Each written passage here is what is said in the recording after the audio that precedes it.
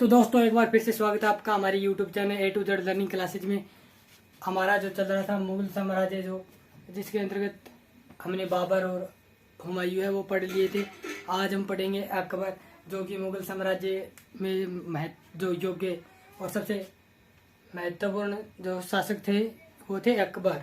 अब देख रहे हैं अकबर का शासन जो काल था वो था 1556 ईस्वी से लेके 1605 ईस्वी तक। अब देख लेते हैं हम अकबर का पूरा नाम क्या था। तो अकबर का पूरा नाम था जलालुद्दीन मोहम्मद अकबर, और जिन्हें अकबर महान के नाम से भी हम जानते हैं। तब देख लेते हैं इनका जन्म कब हुआ था। तो इनका जन्म हुआ था 15 अक्टूबर 1542 और कहाँ हुआ था? सिंध, जो वर्तमान बलूचिस्तान यानी पाकिस्तान का क्षेत्र था, उसके अमरकोट जो एक राजपूताना किला था, और वहाँ के जो शासक थे वो वीर साल थे, यानी वीर साल के अमरकोट में हुआ था अकबर का जन्म। और इनके पिता थे हुमायूं, और जिनका पूरा नाम हमने देख लिया था नसीरुद्दीन मोहम्मद हुमायूं, और उनकी माता थी हमीदा बेगम। आइए अब देख लेते, यानी इनका पूरा नाम था जलालुद्दीन मोहम्मद अकबर।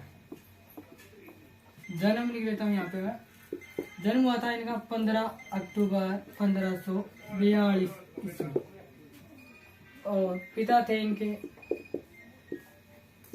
हुमायूं, माता थी इनकी हमीदा बेगम। और जन्म कहाँ पे हुआ था? सिंध का जो क्षेत्र था अमरकोट, जो एक राजपूताना किला था, और उनके शासक थे वीर साल के। यहाँ हुआ था वीर साल। अब देखते हैं इनका राज्याभिषेक। जो राज्याभिषेक इनका हुआ था 14 फरवरी 1556 ईस्वी में। कब हुआ था? 14 फरवरी 1556। यानी हुमायूं की जनवरी 1556 में, हमने पहले वाले वीडियो में पढ़ा था, हुमायूं की जो है जनवरी 1556 में क्या हो जाती है? मृत्यु हो जाती है। दीन पन्हा का जो पुस्तकालय सीढ़ियों से लुढ़क कर हुमायूं की मृत्यु हो जाती है। तो उस समय जब इनकी हुमायूं की मृत्यु होती है, और 14 फरवरी 1556 को अकबर जो है फिर इनका राज्याभिषेक या शासन ग्रहण करते हैं। तो ये इनका जो राज्याभिषेक हुआ था वो पंजाब के कलनौर में हुआ था। पंजाब के कलनौर में हुआ था, और ये इस समय पंजाब में थे। अब देखते हैं इनके जो ये 14 वर्ष की आयु में अकबर है वो जो मतलब शासक बन गए थे। तो इनका जो संरक्षक देखते हैं हम, इनका एक रूप से प्रधानमंत्री वो थे बैरम खां, जिन्हें ये खान बाबा के नाम से भी पुकारते थे। कौन? अकबर। और इनके साथ काफी अकबर ने सैन्य अभियान किए थे, और सैन्य जो शिक्षा थी अकबर को इनसे ही मिली थी, और ये इनके संरक्षक थे। और अब देखिए अकबरनामा अबुल फजल ने लिखा था अकबरनामा, और जिसके अंतर्गत बहुत सारी जानकारी अकबर के बारे में मिलती है। अकबरनामा का तीसरा अध्याय इसे हम क्या कहते हैं? आईने अकबरी के नाम से भी जाना जाता है, तो याद रख लेना। अब देखते हैं हम जो इनके प्रधानमंत्री थे बैरम खां, यानी इनके संरक्षक के रूप में थे बैरम खां। ये मैं मिटा देता हूँ। इनके संरक्षक के रूप में आते हैं बैरम खां, और बैरम खां ने 1556 ईस्वी से 60 तक, यानी 1560 ईस्वी तक इनका जो संरक्षक, यानी इनके इनके ही देख रेख में ये अकबर बड़े हुए थे। यानी अब देखिए अकबर पंजाब के कलनौर में थे, और वहां पे ये उनका राज्याभिषेक कह सकते हैं हम, शासन ग्रहण किया। अब देखिए अकबर ने दिल्ली पे शासक करने की घोषणा कर दी, और उस समय क्या होता है दिल्ली की स्थिति हम जान लेते हैं। तो जब अकबर पंजाब में थे तो दिल्ली पे मुगल सूबेदार था वो था तारदी बेग। मुगल जो सूबेदार था वो था मुगल सूबेदार, यानी दिल्ली में तैनात था कौन? तारदी बेग। और जो सूरवंश से संबंधित एक शासक थे आदिल शाह, और उनका सेनापति था हेमू, जो एक हिंदू था। उसने यहाँ पे देखिए दिल्ली पे आक्रमण कर दिया और दिल्ली पे अधिकार कर दिया, यानी तारदी बेग को हरा के। और हेमू के बारे में, हेमू एक हिंदू था और ये बहुत गरीब था, बट आदिल शाह थे जो सूरवंश से संबंधित थे, उनकी प्रतिभा से उन्होंने क्या प्रतिभा से प्रभावित होकर आदिल शाह जो सूरवंश से संबंधित थे, उन्होंने हेमू को अपना सेनापति नियुक्त किया और हेमू ने दिल्ली पे अधिकार कर लिया। मुगल सूबेदार तारदी बेग को उन्होंने हरा दिया। तो हेमू के बारे में क्वेश्चन आता है तो याद रख लेना कि ये मध्यकालीन जो भारतीय इतिहास थे उसमें एकमात्र हिंदू शासक थे जिन्होंने दिल्ली पे अधिकार किया था। और इस विजय के बाद उन्होंने विक्रमादित्य की उपाधि धारण की थी। किसने? हेमू ने। हेमू ने विक्रमादित्य की उपाधि धारण की थी। और ये देखिए 14वें हिंदू शासक थे जिन्होंने क्या की थी जो विक्रमादित्य की उपाधि धारण की थी। अब देख लेते हैं, अब यहाँ पे किसका शासक था दिल्ली पे? हेमू का। और अकबर देखिए कैसे अब दिल्ली पे अधिकार करते हैं। अब यहाँ पे आता है 5 नवंबर 1556 पानीपत का युद्ध। और ये पानीपत का द्वितीय युद्ध, क्योंकि ये द्वितीय युद्ध कैसे है? क्योंकि 1526 में पानीपत में जो इब्राहिम लोदी दिल्ली के शासक थे उस समय बाबर के साथ प्रथम युद्ध हुआ था। तो उसी मैदान में दूसरी बार ये युद्ध होता है। तो 5 नवंबर 1556 को हेमू और अकबर के बीच में, किसके बीच में? हेमू और अकबर के बीच में पानीपत का द्वितीय युद्ध। इस युद्ध में क्या होता है? जो प्रधानमंत्री कौन है अकबर के? बैरम खां। ये अकबर के साथ होते हैं और युद्ध होता है। तो क्या होता है, जब हेमू हाथी पे बैठकर युद्ध लड़ रहा होता है तो उसकी आंख में तीर लग जाता है और वो घायल होकर हौदे में गिर जाता है और उसे बंदी बना लिया जाता है।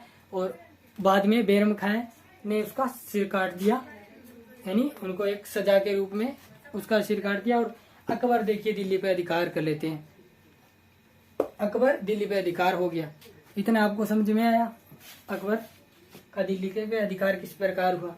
यानी पानीपत का युद्ध अकबर हेमू के बीच में होता है और हेमू युद्ध में मारा जाता है और इस प्रकार अकबर दिल्ली पे अधिकार कर लेते हैं। अब देखिए, अब आ जाते हैं यानी बैरम खां की मृत्यु जो किस प्रकार। बैरम खां भी एक यानी वजीर के पद पे थे, प्रधानमंत्री वजीर कहते हैं। तो अब देखिए जो बैरम खां थे, बैरम खां ये शिया मुसलमान थे। कौन से मुसलमान थे? और उन्होंने काफी प्रशासन में इनका दबदबा था। तो उस समय देखिए इनसे जो दरबारी थे और महिलाएं भी थी, जिनमें अकबर की दाई मुख्य रूप से महम अनमा आती है। दाई माँ अकबर की थी महम अनमा। उन्होंने इनको जलन हो गई किससे? बैरम खां से। यानी कुछ जो दरबारी थे, दरबारी क्या थे? सुन्नी मुसलमान। अभी उन्होंने शिया सुन्नी का एक प्रकार से हम कह सकते हैं मुद्दा बना लिया और बैरम खां से क्या हो गया? जलन करने लगे। और अकबर ने भी ऐसा महसूस किया कि बैरम खां है कुछ ज्यादा ही अकड़ दिखा रहे हैं और प्रशासन में उनका दबदबा है और वो अपनी मनमर्जी अपना रहे हैं। इसलिए अकबर ने क्या किया? उन्हें कहा कि आप मक्का बैरम खां है युद्ध अभियान पे गए होते हैं। तो अकबर वहां पे क्या है संदेश भिजवाता है कि आप कहाँ चले जाइए? मक्का। कहाँ चला जाइए आप? मक्का चले जाइए। तो बैरम खां राजी हो जाते हैं कि मैं मक्का चला जाता हूँ। जब वो मक्का जा रहे होते हैं वहां से, तो देखिए जो सुन्नी जो दरबारी थे उन्होंने क्या कर दिया, बेरमखा पे आक्रमण, और वहां पे युद्ध होता है तिलवाड़ा का युद्ध, तिलवाड़ा, और ये होता है 1560 ईस्वी में, यानी बेरमखा की तिलवाड़ा का युद्ध बेरमखा और ये जो दरबारी थे उनके मध्य हुआ।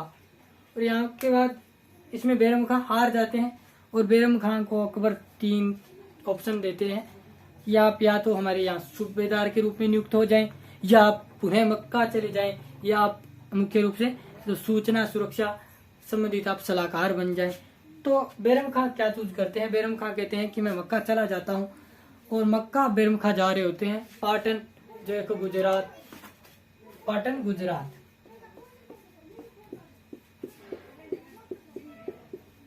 पाटन गुजरात जब होके मक्का जा रहे होते हैं तो यहाँ पे अफगानी शासक होता है मुबारक खां। अफगानी शासक कौन थे, अफगानी शासक मुबारक खां, अफगानी शासक मुबारक खां ने बेरमखा की हत्या कर दी। तो इन्होंने बेरमखा की हत्या क्यों की थी, तो आपको याद होगा हुमायूं ने जब पुनः भारत पे जब सत्ता प्राप्त की थी, यानी पुनः हुमायूं ने जब 1556 में सत्ता प्राप्त की थी, तो उन्होंने मच्छीवाड़ा का युद्ध हुआ था 1555 में, जब उन्होंने पुनः भारत पे सत्ता के लिए हुमायूं आया था, तो उसमें मच्छीवाड़ा का युद्ध हुआ था और हुमायूं ने पंजाब पे अधिकार किया था। और वो युद्ध हुआ था अफगानी शासकों के साथ, और उस समय हुमायूं के साथ बेरमखा थे युद्ध में, और हुमायूं के साथ बेरमखा थे युद्ध में, और वहां पे मुबारक खां के जो पिता थे वो अफगानी शासकों की ओर से लड़ रहे थे, और बेरमखा ने हत्या कर दी, इसलिए मुबारक खां ने बेरमखा की हत्या कर दी 1560 में। अब देखिए हो गया, बेरमखा की हत्या हो गई 1560 ईस्वी में। अब देखते हैं हम, आता है पर्दा शासन या पेटीकोट शासन आता है, जो एक अकबर के समय और जो अकबर के सामने एक समस्या के रूप में आता है, पर्दा शासन, पर्दा शासन या पेटीकोट शासन जिसे कहते हैं। इसका सन था 1560 से लेके 1564 तक। ये क्या है, यानी जब प्रशासन में महिलाएं ज्यादा रूप से, यानी जो वर्चस्व है ना वो महिलाओं का अधिक हो जाता है, यानी कोई भी प्रशासन उसमें ज्यादा महिलाओं का दबदबा होता है, उसे कहते हैं पर्दा शासन। उसे क्या कहते हैं, पर्दा शासन, महिलाओं का दबदबा हो जाता है, उसे कहते हैं पर्दा शासन। तो वहां पे अकबर की धायमाएं थी, मैंने अभी जिक्र किया महाम अन्नम्मा, और उनके कुछ और जो महिलाएं थी, जो हरम दल था महिलाओं का, उन्होंने क्या कर दिया, एक प्रकार से उसमें जो है वहां पे महिलाओं का वर्चस्व हो गया था। तो अब देखिए यहाँ पे क्या होता है कि इसी बीच जो धायमा थी अकबर की, कौन थी, महाम अन्नम्मा, उनका एक पुत्र था आदम खां। आदम खां ने 1561 में मालवा पे आक्रमण किया। किस पे, मालवा पे आक्रमण किया। किस पे, मालवा पे। ये गुजरात का क्षेत्र था मालवा, उस पे आक्रमण किया और वहां से काफी धन लूटा उन्होंने, और धन जो राजकीय कोष में उन्हें देना था, बट ये ऐसा नहीं करते हैं, ये अपने पास रख लेते हैं। तो अब अकबर कहते हैं कि आप जो धन लूटा है वो राजकीय कोष में जमा कराएं। ये क्या करते हैं, मना कर देते हैं। तो अकबर 1562 में इनकी हत्या करवा देता है। किसकी, आदम खां की। किसकी, आदम खां। आदम खां की हत्या 1562 में। और इसका जो सदमा है वो अकबर की धायमाएं थी, महाम अन्नम्मा का होता है, और वो भी मर जाती है। इस प्रकार 1564 के अंत तक ये पर्दा शासन का जो एक प्रकार से पेटीकोट शासन था वो समाप्ति हो जाती है, और पूर्ण रूप से अकबर है वो मुगल साम्राज्य में आ जाते हैं। अब देखिए अकबर ने अपने साम्राज्य का विस्तार किस प्रकार किया वो हम देखेंगे। अकबर ने अपने साम्राज्य का विस्तार किस प्रकार से किया और कौन कौन से क्षेत्र जो उन्होंने विजय किए थे वो हम अलग से सेपरेट वीडियो में पढ़ेंगे। और आई होप आपने जो मैंने बातें बताई है अकबर के जो मुगल साम्राज्य के जो महान एक प्रकार से शासक थे, आपने अच्छी तरीके से समझा जो जितनी बातें मैंने बताई है। तो अगर वीडियो अच्छा लगा तो वीडियो को लाइक कीजिए और हमारे चैनल को सब्सक्राइब कीजिए। धन्यवाद।